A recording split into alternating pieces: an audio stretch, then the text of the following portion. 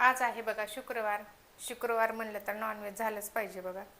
त्यासाठी आहे ना पाव किलो मटण आणलं, जास्त नाही आणलं आज मटण, कारण कोणी खाईना झाले मटण. नॉनव्हेज खाणारे खूप कमी, म्हणजे एक दोघंच नॉनव्हेज खातात.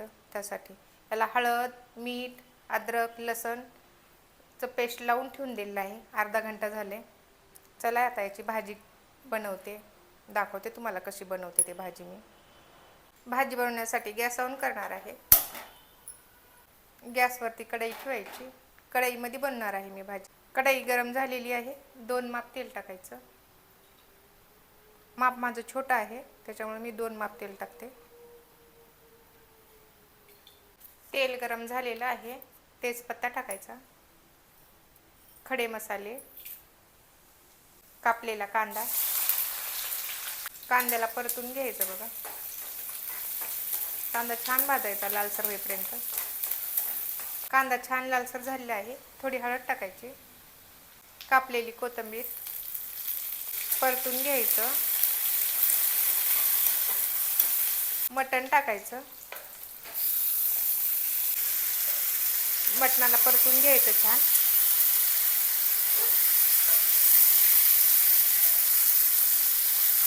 पाच मिनटं झाकण ठेवायचं. गॅस कमी करायचा. 5 मिनटं झालेली आहेत. मटणाला परतून घ्यायचं. बघा छान पाणी सोडलं मटणाने.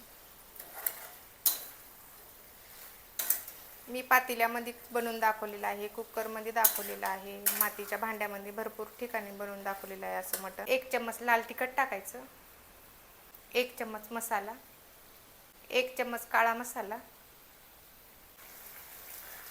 मसाल्याला तेलामध्ये छान भाजायचं बघा.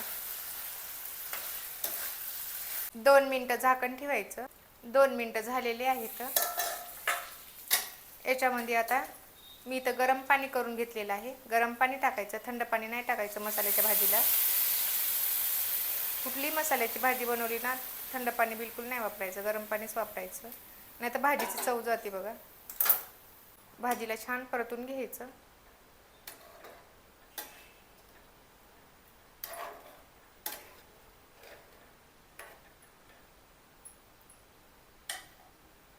वीस मिनटं भाजी शिजू द्यायची.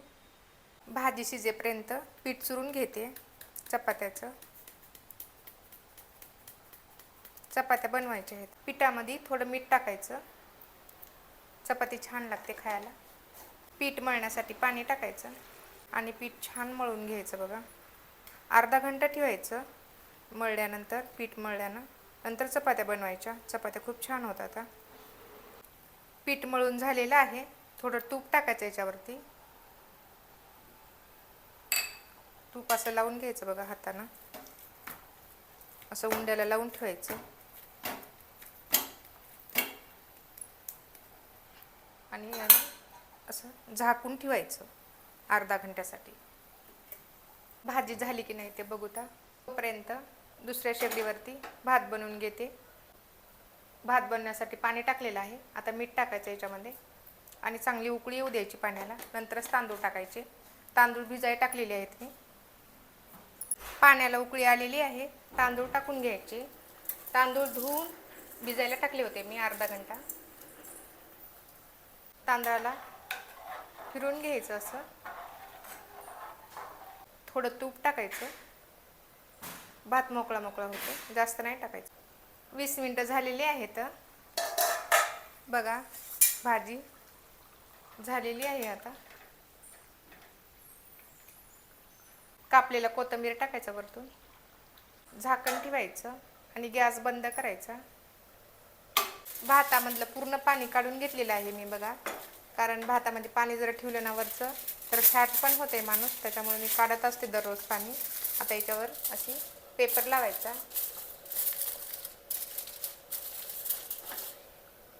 गॅस कमी करायचा. वरती असं झाकण लावायचं. 5 मिनटामध्ये भात बनवून तयार होतं. 5 मिनटं झालेले आहेत. गॅस बंद करायचा. कुकर खाली उतरून ठेवून देते. भात झालेला आहे बघा. आता बनवायच्या आहेत मला चपात्या. त्यासाठी मी तवा ठेवला गरम करायला. चपात्या बनवते आता मी. पोळपाटावरती असं पीठ लावून घ्यायचं बघा पहिलं. चपाती चिटकत नाही खाली पोळपाटाला. एवढा उंडा घेतलेला आहे. त्याचा असा गोळा बनवायचा. 4 पदरी चपात्या बनवत असते, त्यासाठी असं गोल लाटून घ्यायचं बघा पहिलं. एवढंच लाटायचं, जास्त मोठं नाही लाटायचं. त्याला असं तेल लावायचं, त्याच्यानंतर फोल्ड करायचं, परत तेल लावायचं, परत फोल्ड करायचं याप्रमाणे. चपाती लाटून घ्यायची. आता जेवढी मोठी पाहिजे तेवढी तुम्ही बनवू शकता.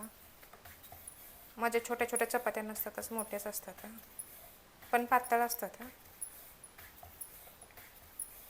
चपाती लाटून झालेली आहे. तव्याला असं तेल लावून घ्यायचं, कारण चपाती चिटकत नाही तव्यावरती.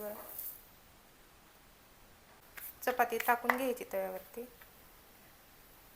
पीठ छान मुरलेलं आहे. चपात्या ना खूप छान फुगतात, पण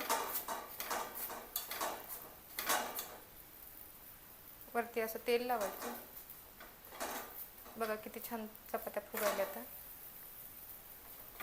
पीठ जास्त वेळ ठेवले ना मुरायला, तर चपात्या खूप छान मऊ पण होतात आणि फुगतात पण चांगल्या. बघा किती छान चपाती झाली, बघू शकता. मऊ होतात. चपाती बनवून तयार झाली आहे बघा. बघा किती छान चपाती झाली. सर्व चपात्या मी अशीच बनवते आता.